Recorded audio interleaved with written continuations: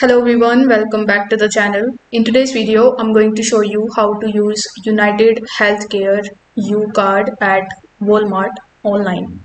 For that, you will have to first come on walmart.com, and once you are over here, you just have to simply click on the sign in option in the top right hand corner of the screen and then click on sign in and create account.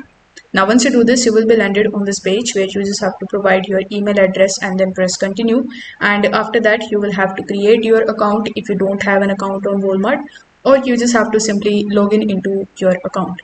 Now once you're successfully logged in, you just have to simply go to the my account section, and here you need to click on wallet. Now in your wallet you will see all of the cards that you can add as a payment method, and since we want to make the payment with Ucard, you will have to simply select this option, that is benefit card.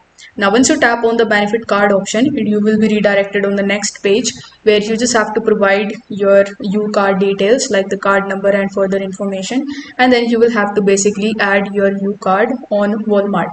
After that, you just have to simply select the product that you want to purchase from Walmart, and at the time of checkout, you can simply use the payment method as a Ucard that you have just entered, and then you can conclude your payment.